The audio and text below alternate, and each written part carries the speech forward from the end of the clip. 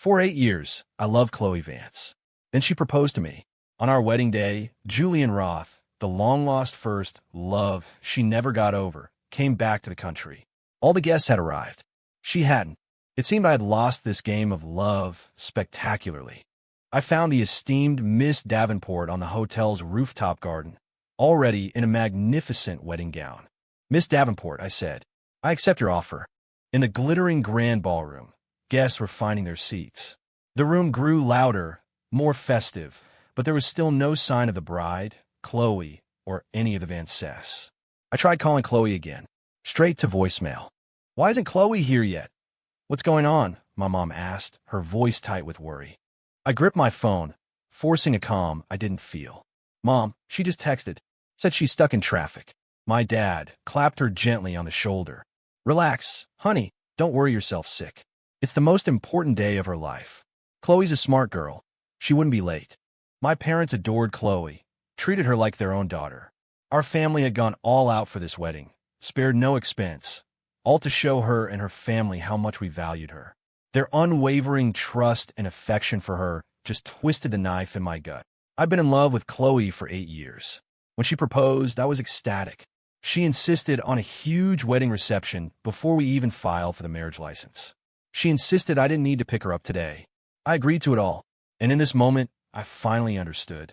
In this game of love, I had lost completely and utterly. Julian Roth's flight landed today. I had a sinking feeling Chloe was on her way to the airport to pick him up. I knew Julian was the one that got away, the guy she put on a pedestal. That's why, when I heard he was coming back, a ridiculous thought had crept into my mind. Was she just using me to make him jealous? I first fell for Chloe in college. She was feeding a stray cat, a chubby little orange tabby that rolled over to show her its belly. She crouched down, her face softened by a gentle smile as she stroked its fur. Backlit by the setting sun, she looked like an angel that had fallen to earth. And just like that, an arrow shot straight through my heart. She must be a kind, simple person to make a stray that comfortable, I thought.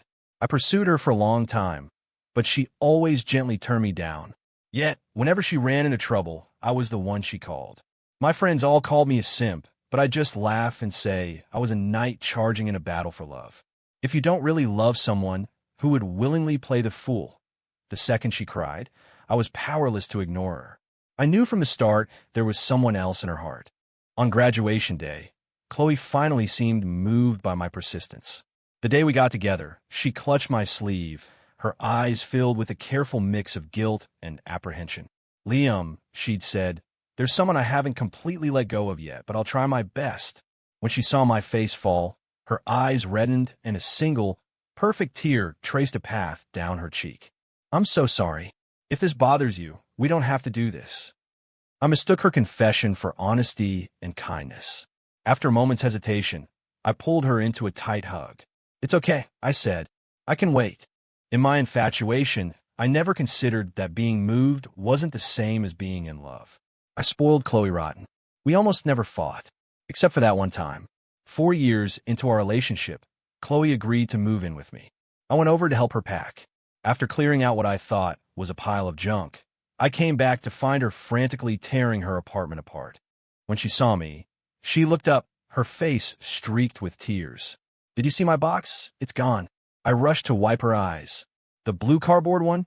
I saw in the corner with the trash. I thought you didn't want it, so I took it out." The color drained from her normally sweet face, replaced by an icy glare I had never seen before. She slapped my hand away. "Who the hell gave you permission to touch my things? Where did you throw it?" Her words hung in the air. I was stunned. She seemed to realize it, too. After a moment of silence, her voice was still sharp, as if I were a long-hated enemy. "If you can't find it, we're breaking up." I said nothing. Chloe's face was a mess of anger and unshed tears. I went downstairs and lit a cigarette, but the nicotine couldn't quell the fire in my gut. There it was, lying in the dumpster, her all-important box. I had looked inside before tossing it. It was full of letters Julian had written to her. There were also countless train tickets and flight stubs. They'd been in a long-distance relationship, and these were from all the times she had gone to see him. She treasured them like relics. I threw out on purpose. I stubbed out the cigarette and, fighting back a wave of nausea, started digging through the trash. My eyes started to burn. It hadn't been 6 months or a year. It had been 4 damn years. For years, and Chloe still wasn't over Julian? I cleaned the box off and gave it back to her. She clutched it to her chest, her eyes full of devotion. Then she asked hesitantly, "Did you look inside?" "No, elite." "What's so important in there?" "Just some stuff from when I was a kid." I panicked. "I'm sorry I was so harsh." She paused, her gaze shifting away, her meaning clear. Things that happened, they really happened. Even if they're in the past, they're still beautiful memories. Her eyes met mine. "You can understand that, right?" I forced a stiff smile and didn't answer. The rest of the move was silent. I felt a cold, hard calm settle over me. The love I had for Chloe was beginning to crack. After that, I grew distant. She noticed and responded with her own brand of cool indifference. We lived under the same roof, but might as well have been invisible to each other. The stalemate broke on her birthday. I used the excuse of working late, but I had already ordered a cake and flowers, planning to surprise her when I got home. When I opened the door, the apartment was pitch black. Faint moonlight filtered through the window, illuminating a small figure curled up on the floor. Chloe was sitting with her knees drawn up to her chest, her face buried in her arms, her shoulders shaking with quiet sobs. I set the cake and flowers on the table in front of her and turned on a floor lamp. "What's wrong, princess?" I asked, my voice as gentle as I could make it. Chloe looked up, her eyes as red as a rabbit's. But her words were still sharp. "You're an asshole, Liam Foster." Okay, I'm an asshole. But don't cry on your birthday, all right? I got you flowers and a cake. I'd also saved up to buy her the designer bag she wanted as a birthday gift. At the sight of everything, Chloe's tears flowed even faster. She threw herself into my arms, blaming me for my recent coldness. "I only snapped at you once. You're so mean, and you worked late on my birthday instead of being with me." It took a while to calm her down. After we cut the cake and blew out the candles, she scurried back to her room with a mysterious air. When she emerged, she was holding a red velvet box. She got down on one knee, her eyes curving into a smile. "My knight, will you marry me?" She continued, "I've done a lot of thinking these past few days. I can't live without you, Liam. I'm serious." I never, ever expected Chloe to propose. A wave of emotion, sour and overwhelming, washed over me, a tsunami of feeling. I had loved her for 8 years. The sunk cost of it all kept pulling me back, making me hope for a happy ending. I looked at her and nodded solemnly. Exhausted from crying, Chloe fell asleep quickly that night. But the sudden proposal left me with a rare case of insomnia. When her phone buzzed with a notification, I picked it up on impulse. Chloe never let me look at her phone. She'd always scoff at other couples who were suspicious of each other. If you don't even have that much trust, it's exhausting. You might as well just break up. But I knew her password. I'd once seen her type in 0614 and tease her about it, wondering which lucky guy's birthday it was. She had just laughed. "You're so jealous. It was my childhood dog's birthday. I love him a lot." Then, she'd magnanimously changed the password to my birthday. "There, happy now. It's yours. I love you the most." On the lock screen, I typed in my birthday. Password incorrect. I paused, then typed 0614. It unlocked. The notification was an Instagram DM. The sender had sent 4 simple words. "Happy birthday." It was Julian's account. His profile bio listed his birthday as June 14th. His most recent post was a photo taken in a restaurant. A beautiful woman with flawless makeup and striking features was smiling at the camera. Clearly, he had taken the picture. The phone's light was blinding in the dark. It all clicked into place, and I couldn't help but laugh. Chloe's tears tonight, they were for him. I didn't sleep a wink. I spent the night on the balcony, chain-smoking, the ring in my palm feeling heavier by the minute. When Chloe woke up, I tossed the phone in front of her. She looked down and said nothing. She didn't accuse me of snooping. She just started packing her things with a cold indifference. I grabbed her arm. She violently shook me off, her tone dripping with sarcasm. "Since you doubt my feelings, there's no need for us to get married. Liam, my conscience is clear. A clear conscience, right?" I had loved her for 6 years. I couldn't let it go. When my family ran into some trouble right after graduation, when I was at my most broke, she had stayed by my side, even secretly slipping me cash to help out. when my startup was just getting off the ground and the pressures of the real world were crushing my youthful spirit, she would hold me and tell me I wasn't alone. She was wonderful to my parents, and they loved her. Her family didn't like me, but she fought them to be with me. And now she had proposed. How could I just give up? Chloe's complete lack of guilt tipped the scales in my mind. I wanted to believe her. I wasn't ready to give up. I decided to gamble. This was my last chance for Chloe. The ballroom was nearly full, but the Vance family was nowhere to be seen. Around a corner in the hotel corridor, I overheard Chloe's best friend, Becca, on the phone. "You saw Julian? You're back together? That's amazing. Then you don't need to come here. Liam? But forget him. Go chase your true love, girl." Julian's Instagram had just been updated. It was a photo of two hands, fingers intertwined. The mole on the back of the woman's hand was in the exact same spot as Chloe's. How wonderful. The hero and heroine of the story finally got their happy ending. Becca's words made it all crystal clear. Chloe's proposal was a ploy to get Julian's attention. I was always the backup plan. If they hadn't gotten back together, she would have rushed back here to marry me. But why should I accept that? Why should my genuine love be nothing more than your safety net, Chloe? Why is your pursuit of true love built on trampling my heart and my family's dignity? A wave of pure rage nearly consumed me. My hands, hanging at my sides, began to tremble.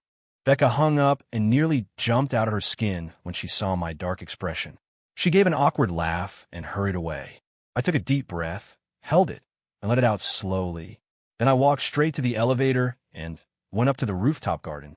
Inside the elevator, I sent Chloe a single text message. "We're done." This toxic relationship was over. But the wedding reception, I had no intention of stopping it. The ceremony started late. The lights suddenly dimmed. The doors opened, and a spotlight fell on the bride. She was a vision in a magnificent white gown, gliding down the aisle like a figure from a painting. She was Sophia Davenport, followed by her family. The hotel staff had been incredibly efficient. Every mention of Vance had been replaced with Davenport. Chloe had invited very few friends and family to begin with, and many had already left. Those who remained were probably just sticking around to see me make a fool of myself. Now, they were whispering, confused about where I'd found a last-minute replacement bride. The murmurs grew louder. Sophia, however, was perfectly composed, a gentle smile playing on her lips, her eyes sparkling. It wasn't until the officiant introduced her as Sophia Davenport, daughter of the city's wealthiest man, that a hush fell over the crowd. Sophia Davenport. I thought she looked familiar. She's that CEO's daughter who went viral for being gorgeous a while back. Holy crap, it is, and that's the tycoon, Mr. Davenport, sitting right there. Hearing the gasps, Becca, who had been about to leave, froze in the doorway, her face a mask of disbelief. Sophia beamed, her voice as clear as a nightingale's song. "For 10 years, I have loved Mr. Liam Foster. To be standing here today is a dream come true, and I am overjoyed." Her eyes even looked a little misty. Sophia's a hell of an actress, I thought, stunned. The room erupted in applause and cheers. Being left at the altar is a joke. But being chosen by Sophia Davenport, that was a different story entirely.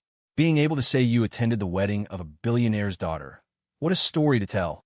Who cared about the original bride anymore? Sophia had approached me earlier. "I'm a good judge of character," she'd said, "and I have a feeling this wedding of yours isn't going to happen." I denied it, of course, but a seed of doubt had already been planted. "I had my fortune told," she continued. "It said that after you get married, you'll become a good luck charm. So if your bride runs off, you can come find me. Marrying you would be nothing but beneficial for me." It was absurd.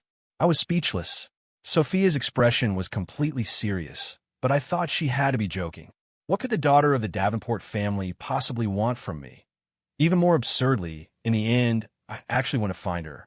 In the rooftop garden, Sophia was already in full makeup, her hair perfectly styled, wearing a gown that screamed luxury.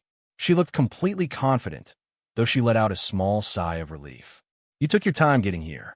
My parents were shocked by the bride swap, but their anxiety melted away as they chatted with the Davenports. My mom pulled me aside, muttering about the Vances under her breath. "That family is just trash. Now you listen to me. You be good to Sophia. I can tell her whole family is genuine, and it's clear that girl really likes you.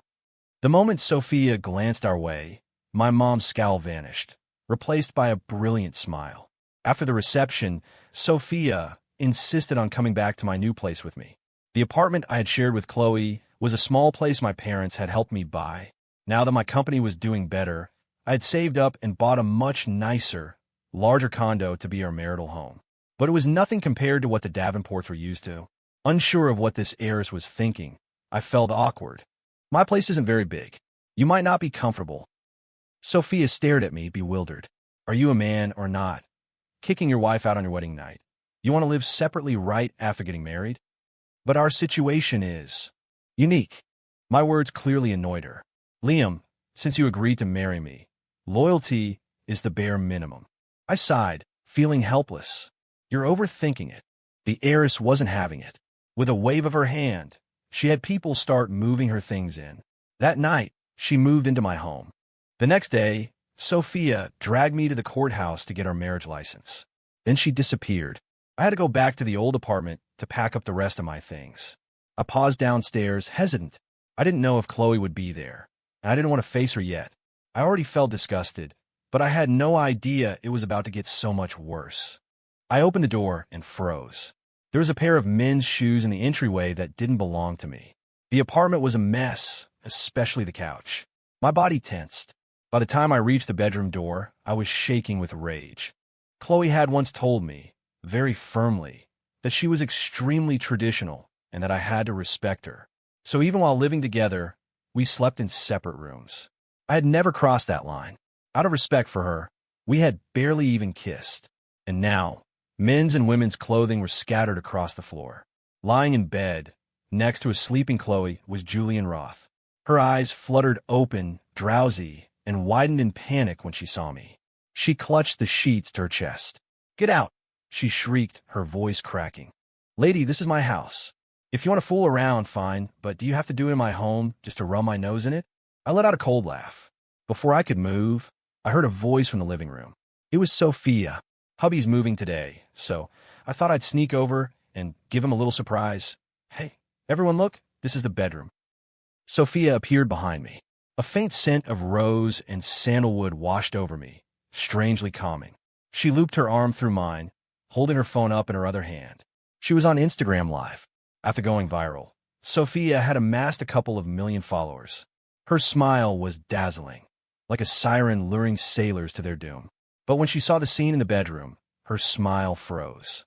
A second later, she clenched her jaw and quickly moved the phone away. Shit, I'm gonna get banned for this. I didn't have to guess. The two lovebirds had just made their debut on her live stream. Chloe let out a piercing scream. Julian, woken by the noise, looked around in a daze. Then, Sophia, feigning surprise, delivered the killing blow. "Honey, isn't that your cheating ex-girlfriend who loves playing the other woman? The one who kept a key to your place and brought her boy toy over?" Sophia switched to honey so naturally. The word echoed in my head, leaving me momentarily blank. In that instant, a thought surfaced. Did Sophia come up here just to stick up for me? Her words were a direct hit. Julian had a fiancée, an arranged marriage set up by his family. Chloe couldn't have been unaware of that, but Julian was her first love and came from a wealthy family. She wasn't going to let go that easily. So yes, she knowingly became the other woman. Chloe, now dressed, stormed out of the bedroom, her face a mask of wounded indignation. "Liam, you've gone too far. How could you do this to me? I'm your—" Her voice trailed off. Before I could say a word, Sophia grabbed my chin, planted a kiss on my lips, and whipped out our freshly printed marriage certificate. "Back off," she snapped. "This is my husband. Legally. Haven't you heard? Exes are supposed to stay dead and buried. You're bad luck." Her kiss left me stunned. The fire of my anger was instantly extinguished, replaced by a heat rising in my cheeks. What was that? A flash of hostility crossed Chloe's eyes as she looked at Sophia. Then, her gaze shifted back to me, her eyes instantly welling up with tears. "Liam," she whimpered. "I used to fall for that act every time. But now, pathetic." I ignored Chloe and took Sophia's hand, gently stroking it. "Don't be angry. Let's not waste our energy on strays." Julian emerged from the room and began comforting Chloe. His gaze was dismissive, his expression tinged with arrogance. We just stayed one night. Name your price. Sophia scoffed. 50 million. Pay up. What's that? You don't have it. Are you a trash bag? You're certainly full of it. Her disdain was palpable. As Julian's expression darkened, the police arrived. Sophia had coolly called them, reporting a break-in. The moment she saw the officers, Sophia's demeanor changed completely. Her eyes filled with tears. Officers, it's them. My husband's ex-girlfriend brought her boy toy to our house. They're trying to retaliate against us. Oh, I'm so scared. She sobbed. The officers comforted her briefly before turning a stern gaze on Chloe and Julian. You two, please come with us to the station to give a statement. Chloe stared at me in disbelief, probably thinking I was heartless. She bit her lip so hard it turned white. I didn't care. I turned to Sophia and said, this whole apartment feels tainted now. I'm selling it. Perhaps because she had never heard me say anything so cutting, Chloe swayed on her feet. Julian shot us a glance, his calm expression still laced with defiance. I'm the sole heir to the Roth family. What do you think you can do to me? Sophia didn't bother to respond. I just smiled. Married life was peaceful and surprisingly wonderful. Sophia gave herself a honeymoon vacation and started tagging along with me to and from work. It was weird, but when I said so, she just rolled her eyes. Don't flatter yourself. I'm just trying to soak up some of that good luck charm energy. Though it was strange, Sophia and I just clicked. We became partners in crime for everything. Meals, video games, late-night talks, and, well, sleeping. One night, Sophia had a nightmare. She made the first move. I have to admit, a shared bed is definitely warmer, though it sometimes leads to other ideas. Sophia was nothing like Chloe. I suddenly had a vibrant, tangible new concept of what a partner could be. And just as Sophia had predicted, marrying her turned me into a good luck charm. The company thrived, contracts poured in, the stocks I bought skyrocketed, and my parents' old house was even slated for a lucrative demolition and redevelopment project. Shedding the heavy burden of a toxic relationship felt like being reborn. The incident with Chloe and Julian, between the live stream and the police report, blew up. The Roth family couldn't contain the scandal. Sophia had predicted it would be difficult to sue them successfully, especially with the complex web of favors and interests between wealthy families. Her goal from the start was just to make a scene and give me a satisfying dose of revenge. The scandal became public knowledge. The family Julian was supposed to marry into was furious and broke off the engagement. Julian was severely punished by his family, who threatened to cut him off completely if he ever contacted Chloe again. But as the sole heir, he felt invincible. He ran away from home to be with Chloe. There was just one problem. His credit cards were cut off. Finding a job, blacklisted by the Roth family. Chloe gritted her teeth and supported the pampered prince with her own savings, only to discover that her money disappeared at an alarming rate. After a few days of living like a commoner, Julian couldn't take it anymore. He crawled back home, and their years-long, on-again, off-again romance was severed for good. It was laughable. They really thought they could be the romantic leads in a us-against-the-world drama. The next time I saw Chloe was at a photo shoot for my company. We were casting models. Her friend Becca was one of the candidates, and Chloe was there with her. It was bad luck running into her, but even worse luck that Sophia caught me. Chloe was much thinner. Her eyes lit up when she saw me. The selection was nearing its end, with the final spot down to Becca and a striking biracial model. Becca and Chloe kept glancing my way. My phone buzzed. A text from Chloe. Liam, Becca is innocent. Please be professional. Don't let what happened between us affect her. I'm begging you. I didn't reply. The design team had a serious discussion. In the end, Becca was cut. As I was leaving, Chloe blocked my path. Behind her, Becca looked pale and wronged. Becca had always been arrogant and difficult, and her modeling career had been struggling for years. Bringing Chloe here today was a calculated move. Chloe's voice was laced with disappointment. You weren't like this before, Liam. Why are you holding a grudge and targeting Becca? Facing Chloe now, I felt nothing. Think whatever you want. She was irrelevant. I couldn't be bothered to explain. She bit her lip and started with her damsel in distress act, her eyes welling up. I'm sorry. If you want to take your anger out on someone, take it out on me. It was my fault, but we have so much history. Can't you just leave her out of it? I panicked, my brow furrowing tightly. Not because of Chloe, but because of Sophia. She had just texted me. Well, Mr. Foster. Catching up with an old flame? Danger. The heiress must have spies in my company. I glanced over my shoulder.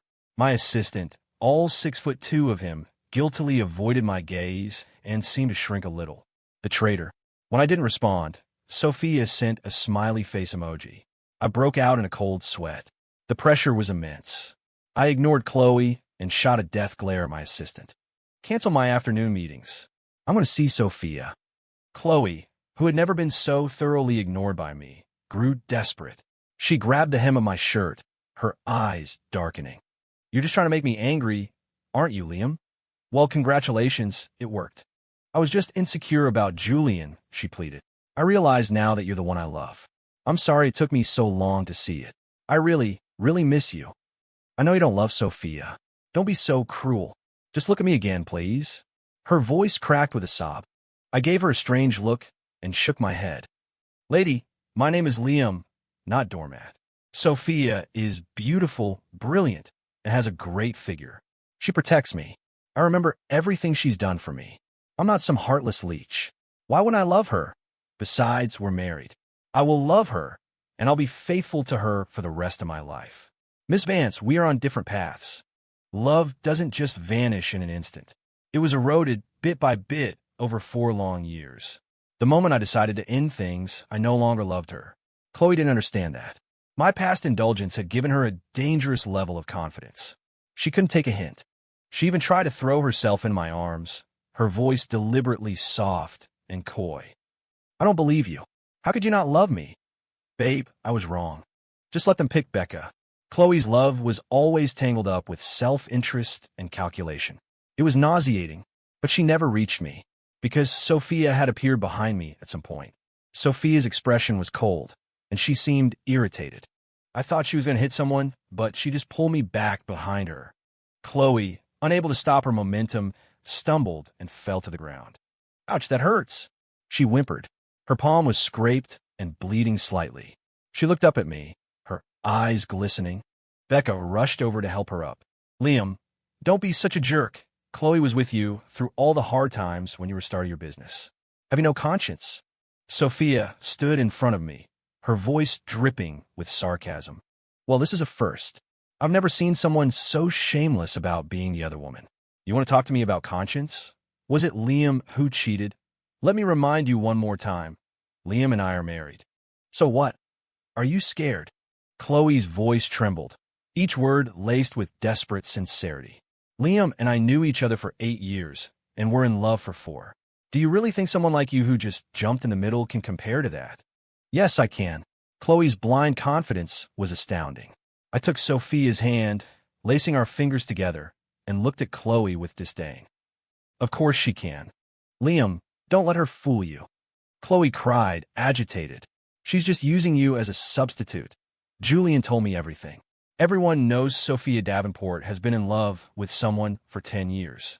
She only married you to keep up appearances. Sophia's hand stiffened in mine. For a rare moment, she was silent. Oh, a substitute. Great. I love cosplay. I said, my voice even. I turned to Sophia, my tone softening. Let's go home. My response seemed to stun Chloe for a second. Then she yelled after us, a pathetic, comical sound. Fine, break up with me, but give the modeling spot to Becca. Don't take out on her. My assistant blocked Chloe, explaining calmly. The company's hiring decisions are based on a comprehensive evaluation. Miss Becca was not selected because her personal values do not align with our company's, and her professional reputation is average. While the 2 models' technical skills were comparable, the other candidate was objectively the better choice. Becca wasn't a good person, and her skills weren't exceptional either. On the way home, Sophia was quiet and subdued. In the car, she rested her chin on her hand and suddenly spoke. Is there anything you want to ask me? Patches of light danced across her face. If I turned my head slightly, I could meet her amber eyes.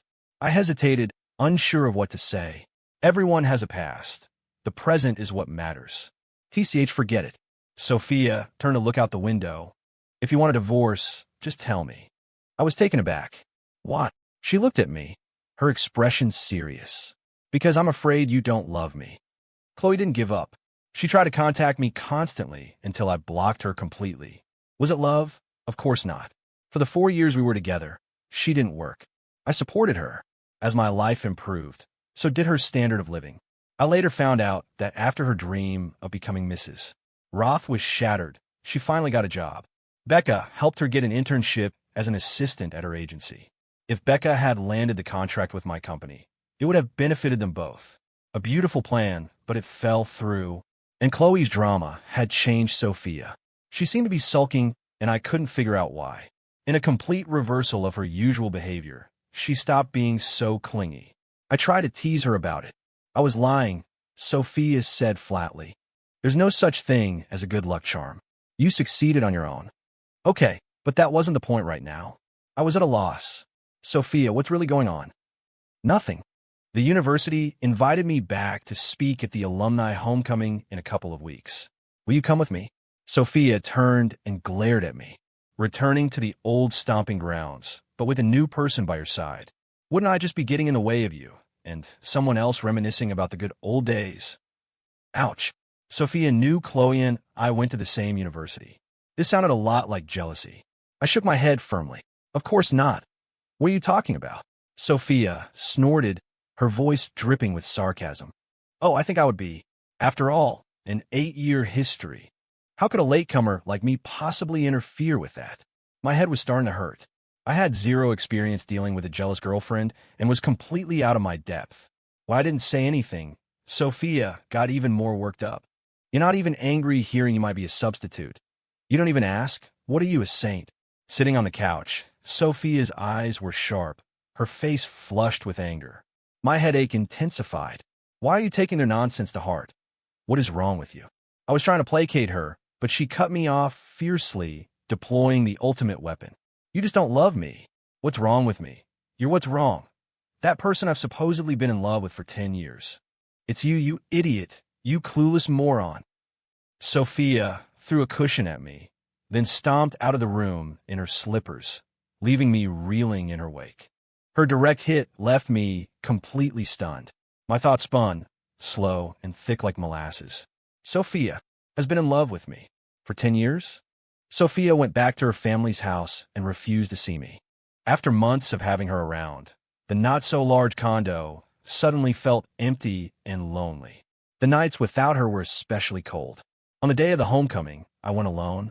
I stood on the stage set up on the athletic field, looking out at the sea of bright, energetic students. After giving some shallow advice about career choices and navigating the professional world, it was time for the Q&A. Someone asked, I heard you moved to Denver after graduation for love. Do you have any regrets? When you're young, you have that stubborn streak, that refusal to quit until you hit a wall. In the ivory tower of college, you cling to the hope of a beautiful life, willing to do anything to be with the person you love. I had started dating Chloe in the days right after graduation. She was from Denver. I wasn't. Faced with the prospect of separating, her pleading, hopeful eyes were all it took. Without hesitation, I turned down the job offers I'd received and bought a ticket to Denver with her. She introduced me to her parents quickly.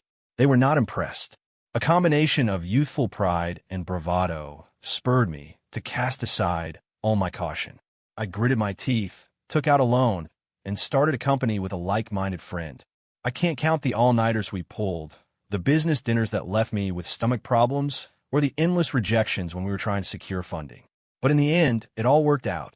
Chloe just wasn't the right person. I smiled slightly. Honestly, you'll have regrets no matter what you choose. And since you'll have them anyway, don't waste time agonizing over it. Life is a process of trial and error. If you're too timid, you'll only be left with what-ifs. Without making mistakes, you'll never know what's right. And once you've encountered the wrong person, you'll cherish the right one even more. As for me, I said, my gaze drifting toward the distant entrance, where a blurry figure stood. I could only make out a silhouette, but I knew, with an unshakable certainty, that it was Sophia. In that instant, a wave of longing washed over me. It turns out you don't need a long time to fall in love with the right person. I can't say I have regrets because, on one hand, I wish I had met her sooner. But on the other, I'm terrified that if I hadn't come to Denver, I never would have met her at all. As I finished, a tide of applause and cheers washed over me. I stepped off the stage and ran towards Sophia. I was running towards my moon. It must be a universal superpower, the ability to pick out the one you love from a crowd of thousands. I was out of breath when I finally reached her. She stood with her arms crossed, her expression still cool. But I noticed the tips of her ears were red. Suddenly, Sophia's face darkened. Confused, I followed her gaze. The crowd was parting, creating a path. At the end of it, walking slowly towards me in a white wedding gown, was Chloe. A train of white tulle dragged on the grass behind her, and an aisle of candles flickered in the shape of a heart. Under the watchful eyes of the entire student body, accompanied by a smattering of contemptuous boos, Chloe faced me, tears streaming down her face. Unable to contact me directly, she must have found out I would be at the homecoming and planned this grand, surprise gesture to win me back. How tacky. She was truly shameless and truly annoying. I've never liked being the center of attention. Liam, I regret everything. In the months after her final breakup with Julian, I'd heard through mutual friends that she had dated a couple of other guys. Apparently, they hadn't treated her well, and the relationships had ended quickly. She was likely starting to realize just how good I had been to her, especially now that I was more successful than ever. Her determination now was even greater than mine had been back then. She probably did regret it, but what did that have to do with me? Before I could speak, Chloe's parents, who had once looked down on me, rushed out from the side. Her mother spat on the ground and yelled, "My daughter was a good, innocent girl who gave you the best years of her life, with nothing to show for it. And what did you do? The moment you had a chance, you married someone else. You good-for-nothing freeloader. Either you pay for her wasted youth, or we'll make a scene you'll never forget." Her father stood there, a cigarette dangling arrogantly from his lips, his eyes just as menacing. They thought they could embarrass me, but they seriously underestimated today's college students. The booing from the crowd grew louder, but the Vances just glared back, their faces thick with entitlement. "Lady, please," a voice called out. It was one of my former classmates. "Don't be ridiculous. We all know your daughter's story. Liam was just a sweet, naive guy back then. She strung him along in a long-distance relationship while playing the victim. Everyone knew she was the biggest pick-me girl at CU Boulder." Chloe's mother sneered. "What do you know, you little brat? Liam's career wouldn't have taken off without my daughter's help." She was talking about that incident. Sophia, standing beside me, suddenly squeezed my hand. "Liam, I was the one who helped you back then. Not her." If Sophia said it, I believed it. The years-long lie was exposed.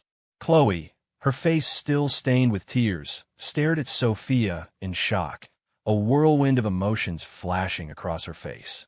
15. I never would have guessed. The one who helped me was Sophia. Chloe's mother, hands on her hips and ready to launch into a tirade against Sophia, was silenced by my next few words. "At that investor mixer back then, your son Kevin begged me to let him tag along to see the world.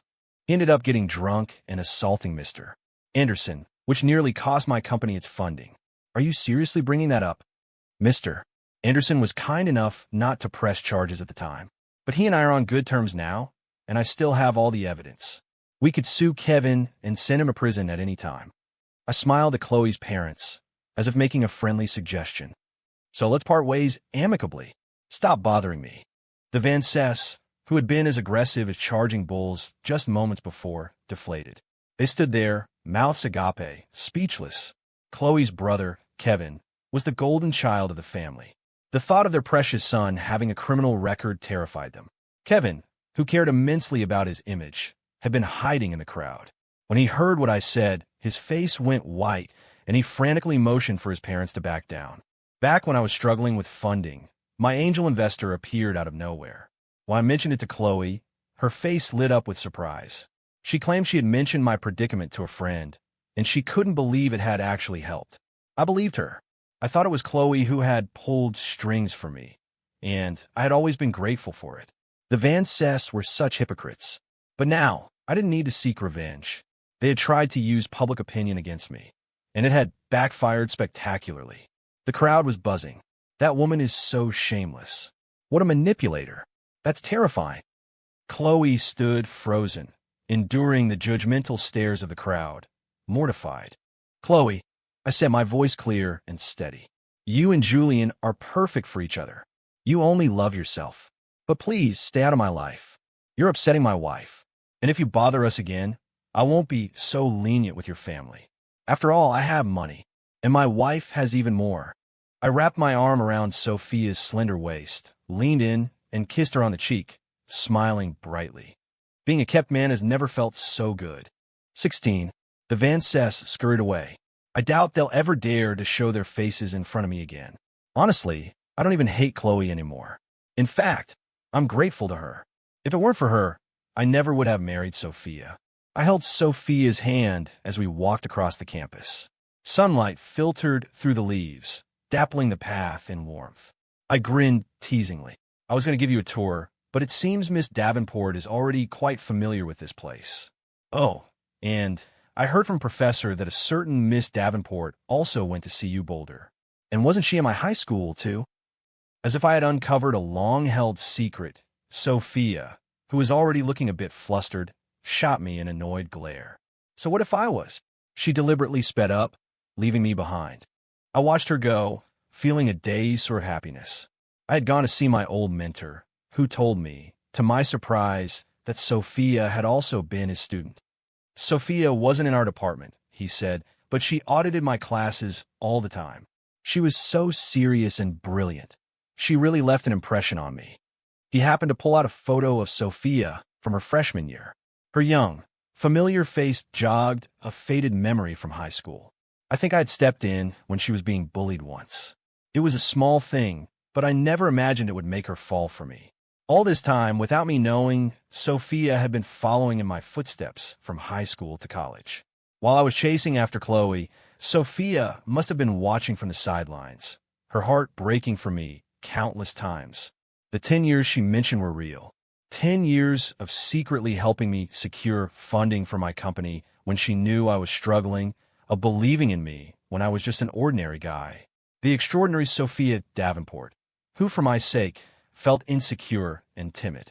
She had suppressed her feelings when the time wasn't right, loving me from afar without expecting anything in return. Learning about those 10 years, I couldn't even imagine the heartache she must have felt. A wave of sorrow and compassion washed over me. When I had gone to her house to find her, I saw the same orange tabby cat Chloe had been petting on campus all those years ago. It had gone from a chubby kitten to a chubby old cat. The person who had been feeding it all along was Sophia. I had just caught Chloe petting it once.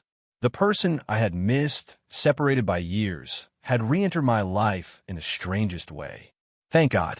Thank God. Noticing I had stopped walking, Sophia turned around, waiting for me with an impatient huff. Liam Foster, are you taking advantage of me now that you know I like you? Get over here right now. I ran and swept her up in my arms.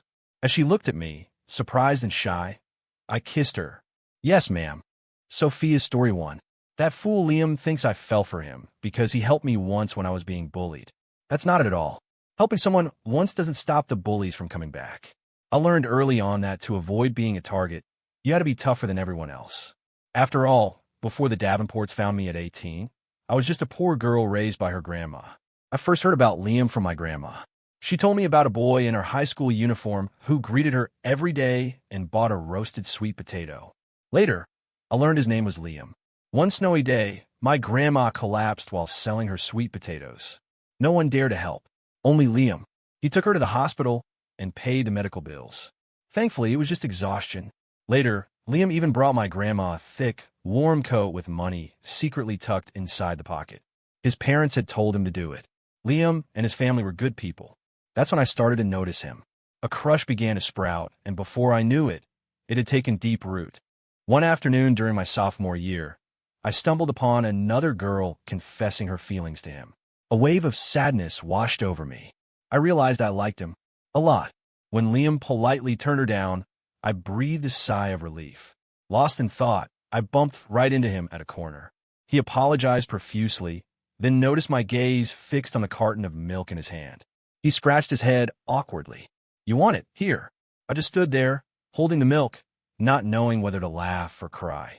In college, I finally built up the courage to pursue him, only to find out he was in love with someone else. He was just like me, a stubborn bull charging ahead. Her name was Chloe. I didn't think much of her, so I waited. Like some kind of stalker, I secretly kept tabs on their relationship, only to hear they were getting married. How is that possible? Chloe's eyes weren't pure. Julian himself said she was still in love with him. And it was no coincidence that Julian decided to return on their wedding day. I refused to believe that wedding would actually happen. So, I approached Liam beforehand. Thankfully, from my sophomore year of high school until now, 10 years later, my secret love has finally come true. It's the best possible ending. The Vance family completely disappeared from our lives. I was very pleased with that. Having my husband's ex-girlfriend hanging around is incredibly annoying. After the two public spectacles they made, their reputation was in tatters. We didn't have to do a thing. Anyone who wanted to do business with Liam or the Davenport family avoided the Vances like the plague. Kevin Vance, a college-educated man, couldn't find a job in Denver and was forced to go back to his hometown to work in a factory. Chloe was pressured into an arranged marriage in her hometown. The funny thing is, I heard her husband cheated on her later. It's true what they say. What goes around comes around. People who trample on true feelings don't deserve to find them. Liam has been incredibly busy lately. He comes home from work and just clings to me, whining, "Babe, I'm so tired. Cuddle me." He said our first wedding was too slapdash and that he wants to plan a new one, a real one, just for me. My heart melted, but his company is in a major expansion phase, and he's already working so hard. I held him, my heart aching for him. Do we really need to do it all over again? It's so much trouble. Aren't you exhausted? He shook his head firmly. Of course we do. It's no trouble at all.